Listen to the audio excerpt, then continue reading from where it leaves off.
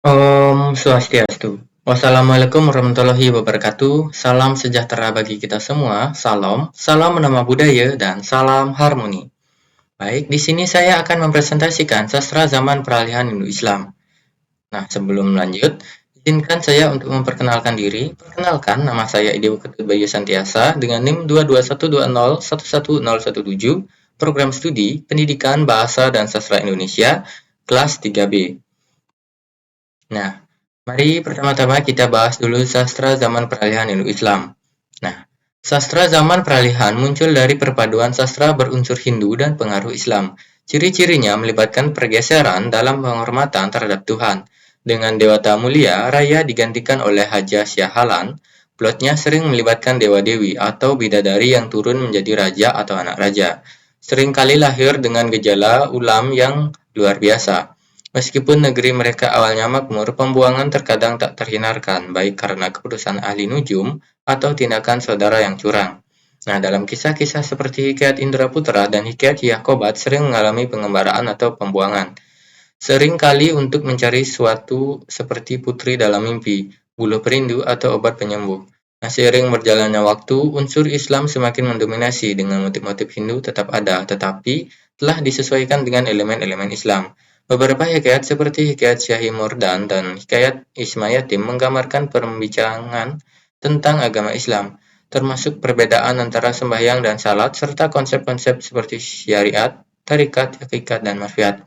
Nah, dalam pergeseran ini mencerminkan evolusi sastra peralihan menuju sastra Islam. Nah, dalam hal ini ada 14 hikayat yang berasal dari periode peralihan Hindu-Islam. Nah, yang pertama ada hikayat Puspagaraja, yang kedua hikayat Parang Punting, yang ketiga hikayat Lang Lang Buana, yang ke-14 ada hikayat Si Miskin, yang kelima ada hikayat Berma Syahdan, yang keenam hikayat Indra Putra, yang ketujuh hikayat Syah Kobat, yang kedelapan hikayat Korat Si Mengindra, yang ke-9 Hikayat Indra Bangsawan, yang ke-10 Hikayat Jaya Langkara, yang ke-11 Hikayat Nakoda Muda, yang ke-12 Hikayat Ahmad Muhammad, yang ke-13 Hikayat Syah Mardan, dan yang ke-14 adalah Hikayat Ismayatim. Nah, untuk hikayat yang pertama yaitu Hikayat Puspagaraja. Nah, hikayat ini mendebatkan atau diperdebatkan berasal dari Thailand, tetapi beberapa peneliti termasuk Van der Tuk dan R.O. Wested meragukan kemungkinan tersebut. Pertimbangan mencangkup ketiadaan kata-kata det atau gelar yang berasal dari sana, bersamaan dengan versi Parsi India, dan kemungkinan pengaruh bahasa Pali dan plot yang menceritakan musibat setelah memegang burung kecil. Van der Duk menunjukkan bahwa istilah Siam mungkin merujuk pada Astana Pura Negara, yang dapat menjadi universitas Buddha terkenal dalam sastra India. Nah, hikayat ini diterbitkan dua kali. Pertama oleh J.C. Freycinet sebagai Hikayat Bispuraja dan pada tahun 1849 di Leiden dan kemudian oleh Grosvenor Press, Singapura pada tahun 1899. Ringkasan naskah Hikayat Bispuraja yang diterbitkan oleh J.C. Freycinet menceritakan tentang rajanya bernama Bispuraja yang memutuskan untuk meninggalkan negeri setelah mendengar rencana pemberontakan oleh Antaraja. Baginda dan dua istri pergi meninggalkan negeri, dan dalam perjalanan mereka, Baginda mendengar anak burung bayang menangis yang kemudian diambil untuk anaknya meskipun mengetahui bahwa tindakan tersebut bisa berbahaya. Nah, akhirnya anak burung itu dipulangkan ke sarangnya, dan ibu burung datang serta menyatakan rasa ketidaksetujuannya. Hatta ibu burung itu pun datang, dicium bau manusia dan dipatuk anaknya. Nah, ini merupakan sebuah ringkasan dari Hikayat Puspawiraja. Nah, untuk selanjutnya yaitu ada Hikayat Parang Punting. Nah, hikayat Parang Punting adalah sebuah hikayat yang masih ada unsur pengaruh Hindunya dewa yang maha kuasa. Ialah Betara Kala dan dunia diperintahkan oleh raja-raja yang turun dari kayangan. Winston pernah membicarakan sebuah naskah yang ditulis di Singapura pada tahun 1920. Dewan Bahasa dan Pustaka juga ada menerbitkan suatu naskah yang tersimpan di Museum Negara Kuala Lumpur. Nah, hikayat Parang Punting adalah kisah Dewa Laksana, Dewa dan putrinya. Putri Langgam Cahya, putri ini dibuang ke dunia karena terjebak dalam situasi yang tak menyenangkan. Ia tumbuh sebagai seorang laki-laki yang baik di hutan dan memiliki binatang pemeliharaan ajaib. Seiring berjalannya waktu, binatang itu berkembang menjadi naga yang elok. Saat dewasa, Putri Langan Cahya bertemu dengan seorang budak miskin yang kemudian menjadi pahlawan dalam perjuangannya melawan naga besar. Kemudian Putri diambil oleh naga besar. Mambang Segara Indra, ayahnya, datang untuk membantu. Terjadi pertempuran sengit antara Mambang dan naga. Dalam pertempuran ini, budak miskin yang tumbuh menjadi pahlawan berhasil membunuh naga besar yang menelan rakit Putri Langam Cahya. Nah, setelah kemenangan ini, ia diberi nama Mambang Segara Betara Indra. Kemudian ayahnya Raja Mambang Segara Indra kembali ke Indraan dan memberikan anaknya kepada Mambang Dewa Keindraan. Mereka pulang ke Indraan, dan Mambang Dewa Keindraan menciptakan negeri yang makmur. Sayembara diadakan untuk menentukan suami putri mengindra sehari sebulan, dan Mambang Dewan Keindraan menjadi pemenangnya. Mereka menikah dan hidup bahagia, mengakhiri kisah dengan keberhasilan dan kedamaian. Nah, ini merupakan sebuah ringkasan hikayat Parang Punting. Nah, untuk selanjutnya yaitu ada yang ketiga, yaitu hikayat Sanglang Buana. Hikayat ini mungkin sudah tua usianya. Perkataan Arab yang terdapat di dalamnya jauh lebih sedikit daripada hikayat Sri Rama versi Singa. Menurut H. C. Klinket, hikayat ini ditulis dalam bahasa Melayu yang masih murni. Mungkin pada masa orang Melayu masih belum mengenal bentuk syair Arab. Nah, dalam hikayat ini terdapat banyak pantun dan sloka, tetapi syair tiada sama sekali. Di bawah ini merupakan ringkasan cerita yang menurut naskah diterbitkan oleh Pustaka Jakarta. Nah, ini merupakan ringkasan dari ceritanya. Nah, hikayat Langlang Bauna bermula dengan Maharaja Puspa Indra yang memiliki seorang putri cantik bernama Putri Kesumadewi. Putri Kesumadewi telah bertuang dengan Raja Indra Syahperi. Di tanah manusia, Raja Puspa Indra Kunci bermimpi diarahkan untuk mengambil serumpun bunga melur untuk memiliki anak laki-laki gagah berani yang kemudian lahir dengan nama Indra Buana. Indra Bumaya tumbuh menjadi pemuda yang bijaksana dan gagah melalui mirip dan petualangannya. Ia mencari Putri Kesuma Dewi yang menjadi pujaan hatinya. Nah, ini merupakan hikayat Sanglang Buana yang merupakan dari ringkasan. Nah, untuk selanjutnya ada yang keempat, hikayat Si Miskin atau Mahakrama. Nah, hikayat ini sangat populer, pernah beberapa kali diterbitkan. Biarpun hikayat ini ada mengandungi peraturan yang menyentuh tentang orang Narani dan Belanda, ia masih termasuk hikayat zaman peralihan yang awal-awal. Perkataan Arab tidak banyak, tetapi ada 3 motif Hindu terdapat dalam hikayat ini, yaitu yang pertama ada ahli nujum yang curang, yang kedua ada 2 saudara berpisah yang perempuan diambil istri oleh putra raja, yang ketiga ada nakoda yang lobe mengambil istri dan harta orang lain. Nah, hikayat ini dimulai dengan seorang raja dari Keindraan yang hidup sebagai si miskin di negeri Anta Beranta. Setelah terkena sumpah dari Betara Indra, si miskin dan istrinya setelah beranak, Marakrama, hidup dalam kesukaran dan dianiaya oleh penduduk setempat. Namun, setelah kelahiran Marakrama, nasib si miskin tiba-tiba berubah dan dia menjadi Maharaja Indra Angkasa di negeri Puspasari. Nah, adapun yang selanjutnya yang kelima ada hikayat Berma Syadah. Nah, hikayat Berma Syadah adalah hikayat yang istimewa.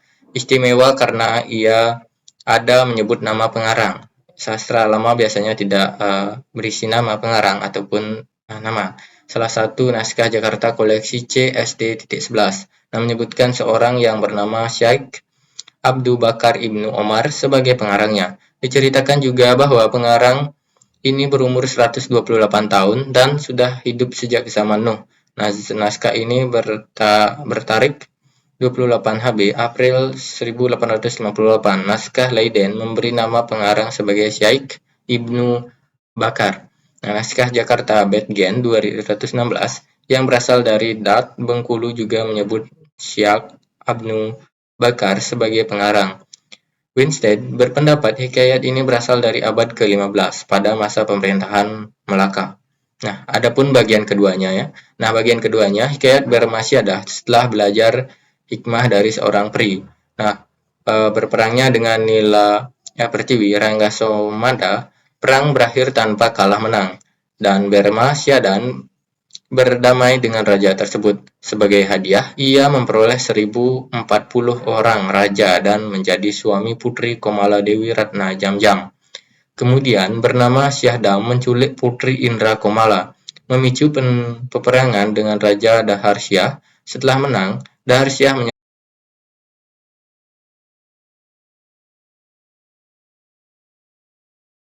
menyerahkan putrinya sebagai istri. Mengantara temuan bernama Syahdan, Berma Syahdan kemudian meminta Putri Indra Kusumadewi, tetapi ditolak dengan kasar. Ini memicu serangan Berma Syahdan ke negeri Raja Barudam Syah. Perang melibatkan bantuan Maharaja Asmara Gangga, mertua Berma Syahdan dan putra-putra Berma Syahdan. Nah, itulah bagian yang kedua. Untuk bagian yang ketiga, ada Indra Dewasyah Pri berhasil menewaskan dan menangkap Maharaja Kanu Barnasib. Putrinya diserahkan sebagai istri kepada Indra Dewasyah Pri, yang kemudian dikembalikan ke Raja Indra Syah Pri bersama ayahdanya, didampingi oleh seorang jin yang merupakan neneknya, Berma Syahdan, sebagai kakek dari Indra Dewasyah Pri. Gembira mendapat dua cucu, Nurul ul Ain dan Putri Mandun Hirani. Cerita mencapai puncak saat Berma Syahdan berhasil mengalahkan musuhnya, Syah Burdan. Batara Indra turun ke dunia dan memeditasi perdamaian antara kedua pihak yang bermusuhan. Nah, itu merupakan bagian yang ketiga. Nah, ini dari keseluruhan ini merupakan hikayat Berma Syahdan. Nah, untuk selanjutnya yang keenam ada hikayat Indra Putra. Nah, hikayat Indra Putra adalah hikayat yang sudah tua usianya. Valentin 1176 pernah menyebutnya. Wendley mengutip beberapa bagian dalam Malesci Sparkuts 1736. Nah, dan hikayat ini juga terdapat dalam bahasa Makassar, Bugis, Aceh, dan di dalam bahasa Chan di Indochina. Dan cerita di dalam bahasa Cham itu tidak ada pengaruh sama sekali. Hal ini menunjukkan bahwa cerita ini pasti sudah tersebar ke Indochina sebelum agama Islam masuk ke Nusantara. Menurut S.W.R. Mulyadi yang telah membuat disertasi tentang hikayat ini di Universitas London 1980, hikayat ini pernah disebut di dalam 3 karya lain. 10% Nuruddin Raniri pernah menulis dalam kitab Syiar al-Mustakim pada tahun 1634 bahwa kita harus istinja dengan kitab yang ada tiada berguna dalam syarak seperti hikayat Sri Rama dan Indra Putra dan barang sebagainya jika tiada dalam nama Allah. Nah, di dalam karya lain yaitu Bustanu Salitin 1637 diingatkan bahwa barang siapa yang beranak laki-laki atau perempuan jangan membaca hikayat yang tiada berfaedah seperti hikayat Indra Putra karena hikayat itu nyata dustanya. Taj as-Salatin juga memberbet peringatan yang hampir sama bunyinya. Anehnya, di Filipina, hikayat ini dianggap sebuah epos Islam yang dinyanyikan di masjid-masjid di Maranao sebagai alat penyebaran Islam. Nah, Indra Putra, putra Maharaja Bikrama Puspa adalah seorang putra yang sangat aif bijaksana, lagi terlalu perkasa dan saktinya, tetapi nasibnya mula-mula tidak berapa mujur. Semasa masih kecil, ia telah diterbangkan oleh seekor merak emas. Ia jatuh di suatu taman dan dipeliharakan oleh nenek kebayan. Nah, sesudah berapa lama ia diangkat menjadi anak oleh Perdana Menteri. Tersebutlah perkataan Raja Syahtad, tiada mempercayai anak. Pada suatu hari, Baginda pergi berburu dan melihat seekor kijang menangis ibunya yang sedang dipanah mati. Baginda terharu dan ingin berputra, kemudian terdengar kabar bahwa di sebuah gunung yang jauh ada tinggal seorang maestri pertapa yang terlalu sakti. Berma Sakti namanya. Barang siapa yang ingin beranak, boleh minta obat daripadanya. Ini merupakan hikayat yang keenam. Untuk selanjutnya ada hikayat yang ketujuh yaitu hikayat Syah Qobat. Nah, hikayat Syah Qobat atau Syiar al-Qamar pernah disebut Wendley dalam buku tata bahasanya 1736. Naskah ini sedikit sekali meneliti isinya. Berdasarkan naskah yang diterbitkan oleh Dewan Bahasa Pustaka KL, hikayat ini merupakan saduran bebas atau hikayat Indra Putra. Mungkin juga ia berasal dari sumber yang sama. Nah, hikayat Syah Qobat menceritakan perjalanan Syah Qobat, putra Raja Prasyat Indra Laksana dari negeri Atap. Negeri ini takluk kepada Raja Kera Maharaja Bela Indra yang meminta upeti setiap tahun. Nah, Syah Qobat dilatih oleh moyangnya memperoleh kesaktian dalam pertualangannya. Ia membunuh seorang raja jin yang menculiknya. Syah Kobat jatuh cinta pada Tuan Putri Casti, anak Dewi yang sudah bertuang melalui pertarungan dengan anak-anak raja. Syah Kobat memenangkan hati Tuan Putri dan menikahinya. Selanjutnya dalam perjalanan pulang, ia bertemu dengan Tuan Putri Sekada, menghadapi pertempuran dengan saudara-saudaranya, dan menangkap cintanya. Di Pandang Luas bernama Pandang Tawid, Syah Kobat berperang melawan Maharaja Belta Indra, Raja Kera yang menaklukkan negeri ayahnya. Ahyandanya, perang sengit terjadi dengan banyak korban dari kedua belah pihak. Raja Kera beserta saudaranya terbunuh, dan sebelum mati, Maharaja Belta Indra memberi pesan agar Syah Kobat menjaga anak-anaknya. Syah Kobat kemudian bertemu Tuan Putri Cahya Kariran yang menantangnya dalam pertarungan kesaktian. Ternyata Tuan Putri menyamar sebagai Joan Ali Perkasa. Setelah rahasianya terungkap, Syah Kobat membebaskannya dan kemudian menikahinya. Nah, adapun selanjutnya yaitu yang ke-8, Hikayat Quraisy Mengindra. Nah, menurut R.O. Weston, hanya satu naskah saja yang dikenal. Naskah tersebut telah dicetak di Singapura. R.O. Weston rupa-rupanya tidak mengenali Hikayat Quraisy yang tersimpan di MUS Jakarta. Mula-mula, dia juga ragu apakah Hikayat Quraisy adalah judis lain bagi Hikayat Quraisy Mengindra. Tetapi setelah menemukan Gillespie Persulian dipandang Saujana Halon dan berbentuk halaman hilang. Hikayat Quraisy Mengindra menceritakan perjalanan Quraisy, putra Sultan Indra Maharaja dalam menghadapi liku-liku kehidupan dan petualangannya. Quraisy awalnya bertuangan dengan Sri Udara, putra Sultan menggempit gunung, namun pertunangan itu putus karena ulah Atifah Maya Dewi. Setelah kejadian tersebut, Sri Udara menikah dengan Agas Paduka Alam, tetapi hubungan mereka tidak bahagia dan suaminya meninggal. Quraisy yang sangat sedih meninggalkan negerinya dan belajar ilmu kesaktian di sebuah gunung, memperoleh senjata-senjata ajaib. Perjalanan Quraisy melibatkan penaklukan dan pencintaan. Ia sampai di negeri Manggarana Indra, di mana ia menikahi putri raja. Raja Sridonta setelah membantu mengalahkan musuhnya yang menyerang. Quraisy melanjutkan pengembaraan dan tiba di negeri mana rajanya yang dua orang lainnya ditawan oleh seorang jin. Dengan membunuh jin itu, Quraisy memerdekakan mereka, tetapi ia sendiri terjatuh terisap oleh nafas jin. Di tempat yang jauh, Quraisy melawan jin lain, Jumala Indra, dan memenangkan pertempuran tersebut. Quraisy kemudian kawin dengan Jumala Indra. Akhir cerita mencatat kepulangan Quraisy ke negerinya, di mana ia ditabalkan sebagai raja, menggantikan ayahandanya.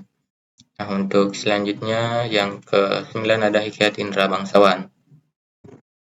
Hikayat Indra Bangsawan adalah contoh hikayat zaman peralihan yang baik. Motif-motif Hindu seperti mengembara untuk mencari buluh perindu, menyelamatkan Tuan Putri yang negerinya sudah dirusakan Garuda, mencari susu harimau beranak muda untuk menyembuhkan penyakit Tuan Putri, serta membunuh raksasa yang menghendakinya. Semua terdapat di dalamnya, tetapi semasa kawin, Indra Bangsawan dinikahi oleh Kandi di hadapan sida-sida yang yakin pada agama. Nah, setelah naik tahta kerajaan, Indra Bangsawan menggelar sultan pula. Nah, cerita Hikayat Indra Bangsawan menceritakan tentang raja bernama Indra Bungsu dari negeri Kobat.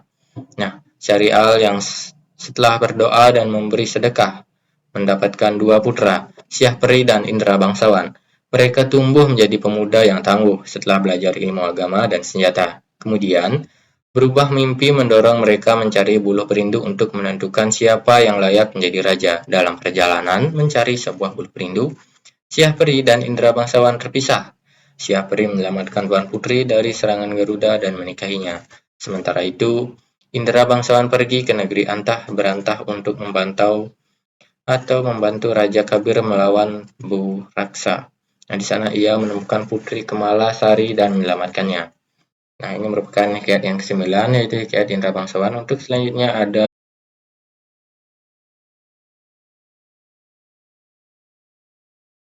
yang ke-10, yaitu Hikayat Jaya Sengkara. Nah, hikayat ini termasuk salah satu naskah Melayu yang disebut oleh Weredly dalam Nalunya pada tahun 1736.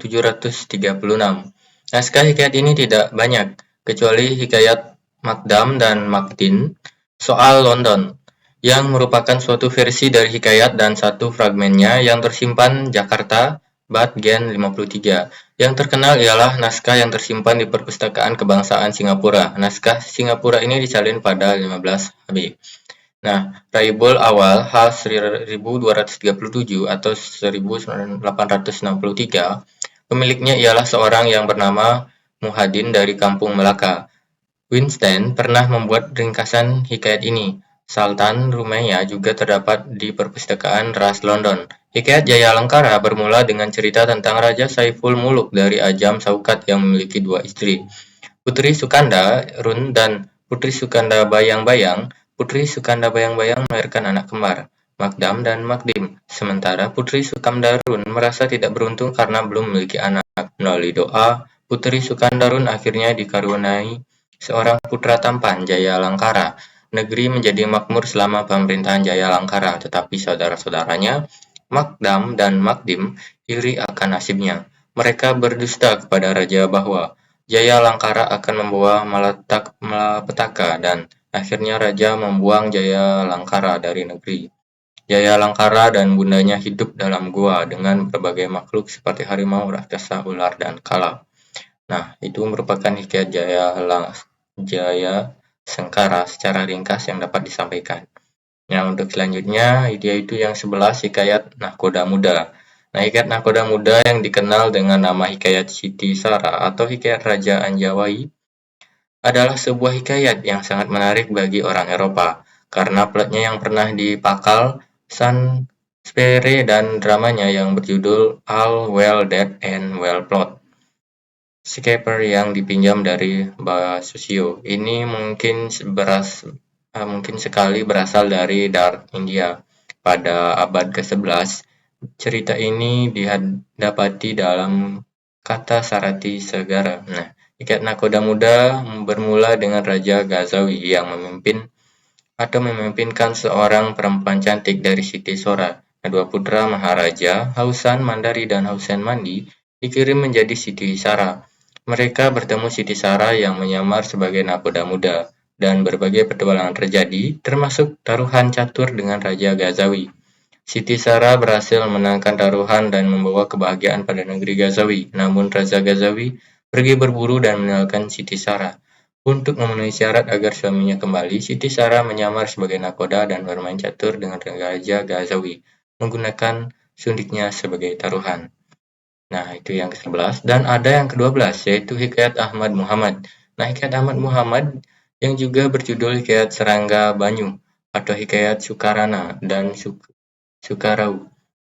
Mungkin pada suatu masa dahulu ialah sebuah hikayat yang populer. Naskahnya banyak yang berbeda-beda pula isinya untuk dijadikan dasar perbincangan.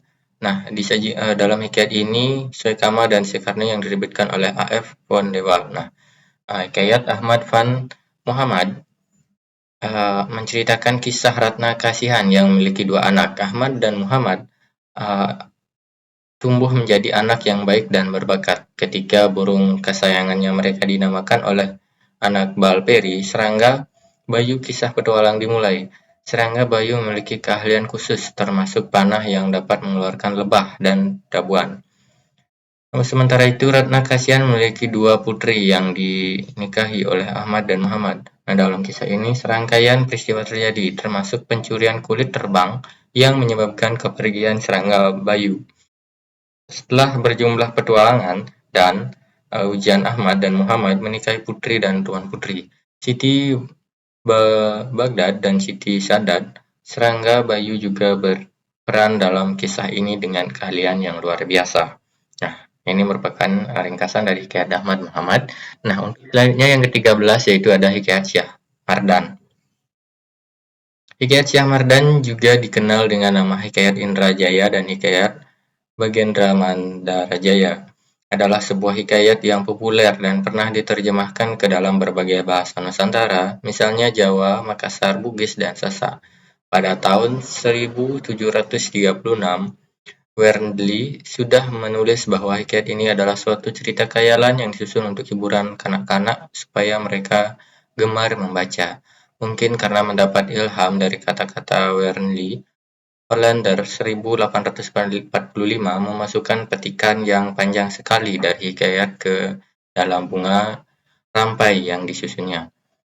G.W.J. Ders yang telah menyelidiki hikayat ini dan versinya yang terdapat dalam bahasa Jawa, yaitu cerita Angling Dharma, yang pendapat bahwa hikayat ini sebuah cerita Islam atau cerita yang berasal dari tanah Arab.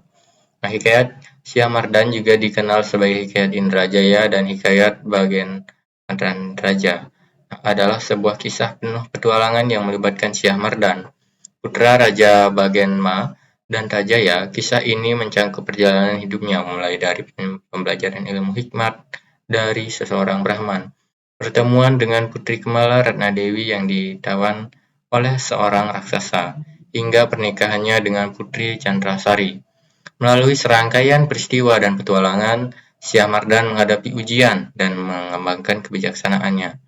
Ia belajar dari berbagai tokoh seperti Syekh Samaluddin dan Luqman al-Hakim, menjalani pengalaman mistis di sebuah masjid, dan menghadapi berbagai tantangan sebagai penghidupan orang mati dan melawan Garuda.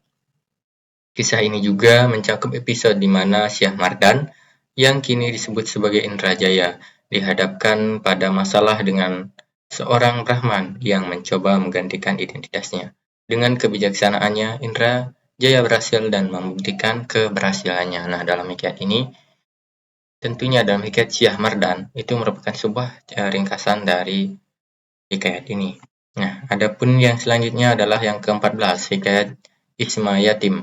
Nah, hikayat Isma Yatim yang telah berusia 2 abad, pertama kali disebutkan oleh Valentin pada tahun 1726, dan kemudian diterbitkan oleh Roda Van Asia di Jakarta pada tahun 1825. Hikayat ini juga dicetak di Singapura, khususnya untuk anak-anak sekolah Melayu. Meskipun pendapat mengenai keindahan bahasa hikayat ini kontroversial, dengan Wernley yang menyebutnya indah dan Wisted yang mencatat adanya ungkapan-ungkapan Melayu yang terbuka. Hikayat ini dijelaskan sebagai contoh sastra zaman peralihan dengan pengaruh Hindu dan Jawa yang sudah menipis. Cerita ini dalam ringkasan, cerita dimulai dengan seorang menteri bernama Meganira dari benua Kiling yang bermain catur dan kalah, sehingga pergi ke negeri Masulipatan. Dia mendapat pertanda akan memiliki anak bijaksana setelah menghadapi badai hebat. Istrinya kemudian melahirkan seorang anak laki-laki yang diberi nama Isma Yatim. Nah, Isma Yatim tumbuh menjadi anak yang baik dan bijaksana, belajar mengaji dari seorang mulaim bernama Sufyan. Isma Yatim kemudian menjadi juru kaki yang mengajar anak-anak mengaji dan menciptakan hikayat yang menginspirasi. Nah, hikayat ini mencapai ketenaran, dan orang-orang muda berhimpunan untuk belajar darinya.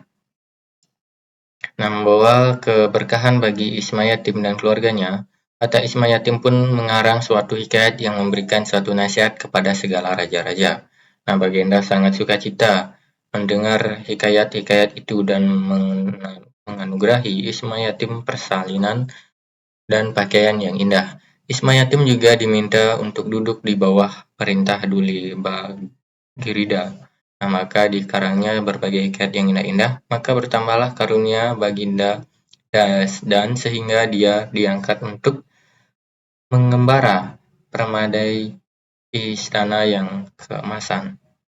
Nah, Isma Yatim amat teliti sekali pekerjaannya sehingga diandalkan kedudukannya pula sebagai Idunda. Nah, dalam 14 hikayat ini merupakan hikayat yang terakhir yang saya sebutkan.